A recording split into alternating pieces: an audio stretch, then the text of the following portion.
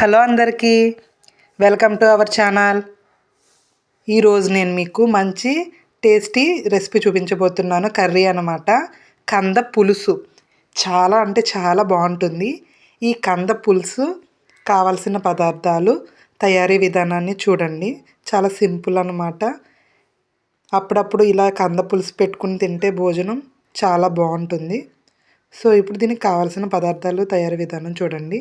So ఇది చూడండి, దీన్నే కంద అంటారు. మనకి మార్కెట్లో దొరుకుతాయి కదా. ఈ కందని తీసుకుని పైన చూడండి నల్లగా ఉంది కదా, పైదంతా ఈ విధంగా శుభ్రంగా తీసేసుకుని శుభ్రంగా కడుక్కోవాలి. ఈ విధంగా కడుక్కుని ముక్కల కింద కోసి పెట్టుకోవాలి. చూడండి, నేను కందని చిన్న చిన్న ముక్కలుగా కోసి పెట్టుకున్నాను. అలాగే కావాల్సిన పదార్థాలు చూడండి: ఆయిల్, పసుపు, కారం, చింతపండు, మెంతులు, కంద ముక్కలు, ఉల్లిపాయ ముక్కలు, పచ్చిమిర్చి. చూడండి, కందని ఈ విధంగా ముక్కలు కోసి పెట్టుకున్నాను. ఇప్పుడు తయారీ విధానాన్ని చూడండి. ముందుగా ఈ కంద ముక్కల్ని ఉడికించుకోవాలన్నమాట. కొంచెం ఇది గట్టిగా ఉంటాయి కదా, అందుకని ఒక గిన్నెలో ఈ కంద ముక్కలు వేసుకుని వాటర్ వేసుకుని ఇప్పుడు ఒక 5 మినిట్స్ ఉడికించుకోవాలి. చూడండి, ఈ విధంగా మనకి ఉడికిపోయినాయి. ఇలా ఒక గిన్నెలోకి తీసేసుకున్నాను.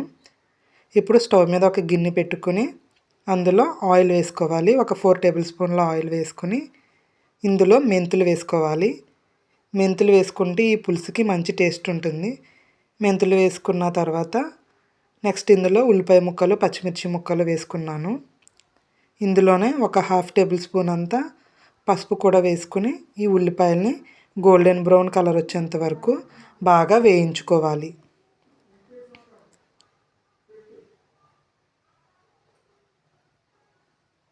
చూశారు కదా, గోల్డెన్ బ్రౌన్ కలర్ వచ్చేదాకా వేగిపోయినాయి ఈ ఉల్లిపాయలు. ఇప్పుడు ఇందులో ఈ కంద ముక్కలు వేసుకొని కలుపుకోవాలి. మనం ఈ కంద ముక్కల్ని ఉడికించుకున్నాం కాబట్టి ఎక్కువ మనకి టైం పట్టదు ఈ పులుసు అవ్వడానికి. ముక్కలు తొందరగానే ఉడికిపోయి ఉన్నాయి కాబట్టి పులుసు తొందరగానే అయిపోతుంది. ఈ కంద ముక్కలు వేసుకొని కలుపుకున్న తర్వాత ఇందులో రుచికి సరిపడా ఉప్పు, అలాగే కారము, మీ కారానికి తగ్గట్టు కారము వేసుకోవాలి. ఈ ఉప్పు కారం వేసుకుని బాగా కలుపుకోవాలి. ఒక 2 నిమిషాలు ఈ విధంగా వేయించుకోవాలి, మధ్య మధ్యలో కలుపుతూని. సో ఇప్పుడు ఇందులో ఫైనల్గా చింతపండు రసం తీసుకుని వేసుకోవాలి. నిమ్మకాయ సైజ్ అంత చింతపండు రసం వేసుకుని ఇంకొద్దిగా నార్మల్ వాటర్ యాడ్ చేసుకుని ఈ విధంగా కలుపుకోవాలి.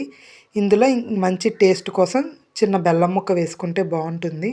బెల్లం ముక్క వేసుకుని ఇలా పులుసు దగ్గర పడేంత వరకు మగ్గించుకుంటే చాలా బాగుంటుంది. సో చూశారు కదా, మనకి కంద పులుసు రెడీ అయిపోయింది. మీరు కూడా ట్రై చేసి చూడండి, చాలా బాగుంటుంది ఈ టేస్ట్. ఓకే ఫ్రెండ్స్, ఈ వీడియో కనుక మీకు నచ్చితే మన ఛానల్ని లైక్ చేయండి. మరిన్ని వీడియోస్ కోసమే సబ్స్క్రైబ్ చేయండి. Thank you for watching.